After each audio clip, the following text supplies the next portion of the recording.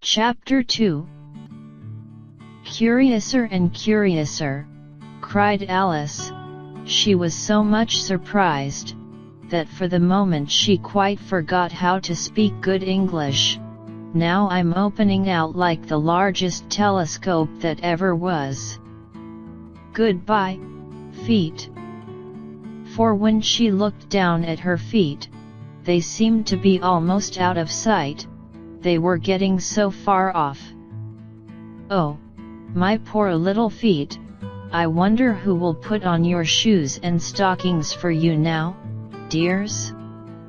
I'm sure I shan't be able.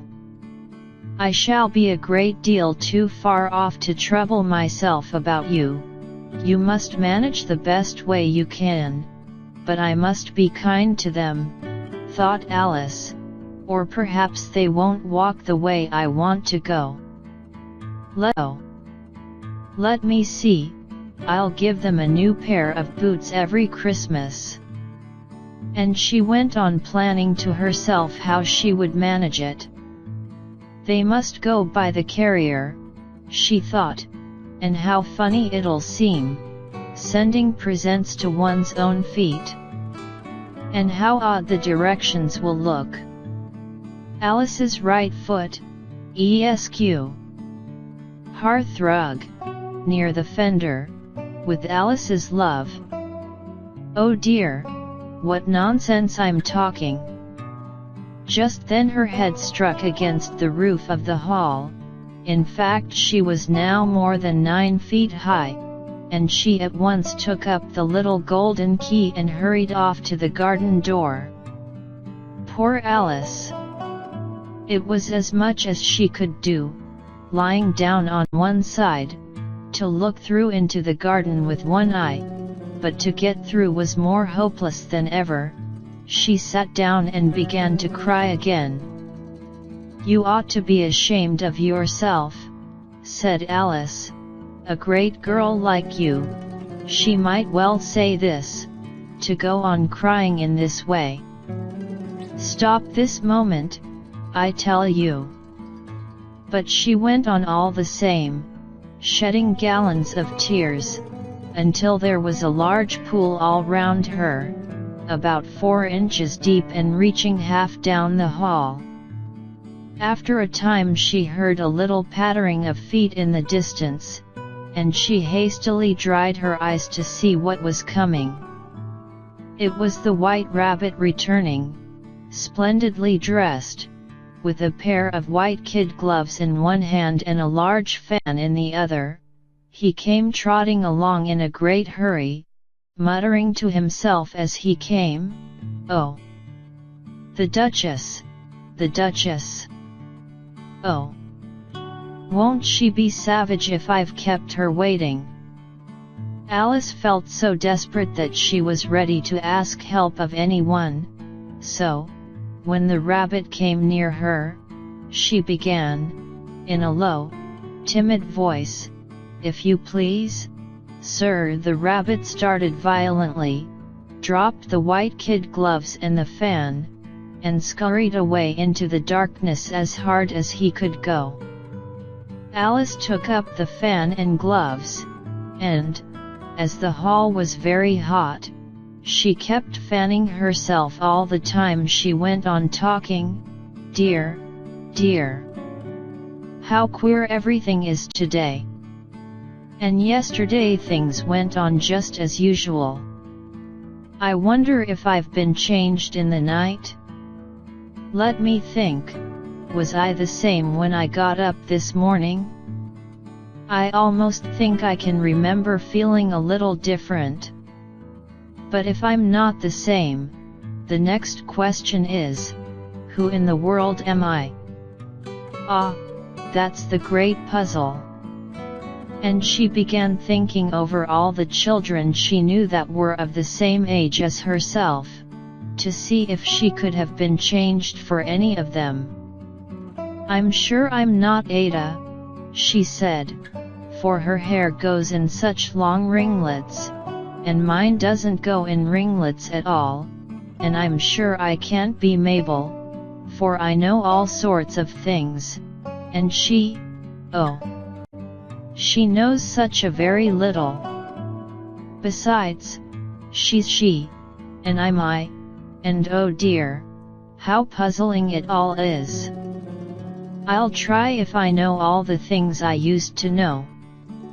Let me see, 4 times 5 is 12, and 4 times 6 is 13, and 4 times 7 is oh dear. I shall never get to 20 at that rate. However, the multiplication table doesn't signify. Let's try geography. London is the capital of Paris, and Paris is the capital of Rome, and Rome no, that's all wrong, I'm certain. I must have been changed for Mabel. I'll try and say how doth the little, and she crossed her hands on her lap as if she were saying lessons, and began to repeat it, but her voice sounded hoarse and strange, and the words did not come the same as they used to do. How doth the little crocodile improve his shining tail, and pour the waters of the Nile on every golden scale? How cheerfully he seems to grin, how neatly spread his claws, and welcome little fishes in with gently smiling jaws. I'm sure those are not the right words, said poor Alice, and her eyes filled with tears again as she went on. I must be Mabel after all, and I shall have to go and live in that poky little house, and have next to no toys to play with, and oh, ever so many lessons to learn. No, I've made up my mind about it. If I'm Mabel, I'll stay down here. It'll be no use their putting their heads down and saying come up again, dear. I shall only look up and say who am I then? Tell me that first, and then, if I like being that person, I'll come up, if not, I'll stay down here till I'm somebody else. But, oh dear, cried Alice, with a sudden burst of tears, I do wish they would put their heads down. I am so very tired of being all alone here. As she said this she looked down at her hands, and was surprised to see that she had put on one of the rabbit's little white kid gloves while she was talking. How can I have done that? She thought. I must be growing small again. Got up and went to the table to measure herself by it, and found that, as nearly as she could guess, she was now about 2 feet high, and was going on shrinking rapidly. She soon found out that the cause of this was the fan she was holding, and she dropped it hastily, just in time to avoid shrinking away altogether. That was a narrow escape, said Alice, a good deal frightened at the sudden change, but very glad to find herself still in existence. And now for the garden, and she ran with all speed back to the little door, but, alas! The little door was shut again, and the little golden key was lying on the glass table as before, and things are worse than ever, thought the poor child, for I never was so small as this before, never.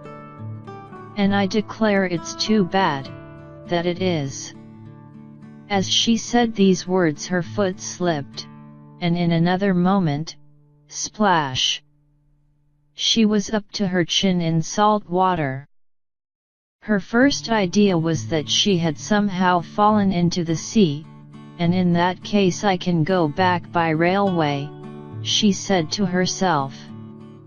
Alice had been to the seaside once in her life, and had come to the general conclusion that wherever you go to on the English coast you find a number of bathing machines in the sea, some children digging in the sand with wooden spades, then a row of lodging houses, and behind them a railway station. However, she soon made out that she was in the pool of tears which she had wept when she was 9 feet high. "I wish I hadn't cried so much," said Alice, as she swam about, trying to find her way out. "I shall be punished for it now, I suppose, by being drowned in my own tears. That will be a queer thing, to be sure. However, everything is queer today." Just then she heard something splashing about in the pool a little way off, and she swam nearer to make out what it was. At first she thought it must be a walrus or hippopotamus, but then she remembered how small she was now, and she soon made out that it was only a mouse that had slipped in like herself. Would it be of any use, now, thought Alice, to speak to this mouse? Everything is so out of the way down here, that I should think very likely it can talk. At any rate, there's no harm in trying. So she began, "Oh mouse, do you know the way out of this pool? I am very tired of swimming about here, oh mouse." Alice thought this must be the right way of speaking to a mouse. She had never done such a thing before, but she remembered having seen in her brother's Latin grammar, "A mouse of a mouse to a mouse, oh mouse." The mouse looked at her rather inquisitively, and seemed to her to wink with one of its little eyes, but it said nothing. "Perhaps it doesn't understand English," thought Alice. "I dare say it's a French mouse, come over with William the Conqueror." For, with all her knowledge of history, Alice had no very clear notion how long ago anything had happened. So she began again, "Ouest ma chat," which was the first sentence in her French lesson book. The mouse gave a sudden leap out of the water, and seemed to quiver all over with fright. "Oh, I beg your pardon," cried Alice hastily, afraid that she had hurt the poor animal's feelings. "I quite forgot you didn't like cats." "Not like cats?" cried the mouse, in a shrill, passionate voice. "Would you like cats if you were me?" "Well, perhaps not," said Alice in a soothing tone. "Don't be angry about it. And yet I wish I could show you our cat Dinah. I think you'd take a fancy to cats if you could only see her. She is such a dear quiet thing," Alice went on, half to herself, as she swam lazily about in the pool, "and she sits purring so nicely by the fire, licking her paws and washing her face, and she is such a nice soft thing to nurse, and she's such a capital one for catching mice. Oh, I beg your pardon," cried Alice again, for this time the mouse was bristling all over, and she felt certain it must be really offended. "We won't talk about her any more if you'd rather not." "We indeed," cried the mouse, who was trembling down to the end of his tail. "As if I would talk on such a subject. Our family always hated cats, nasty, low, vulgar things. Don't let me hear the name again." "I won't indeed," said Alice, in a great hurry to change the subject of conversation. Are you fond of dogs?"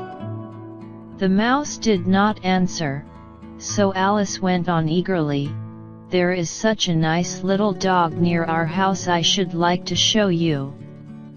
A little bright-eyed terrier, you know, with such long curly brown hair.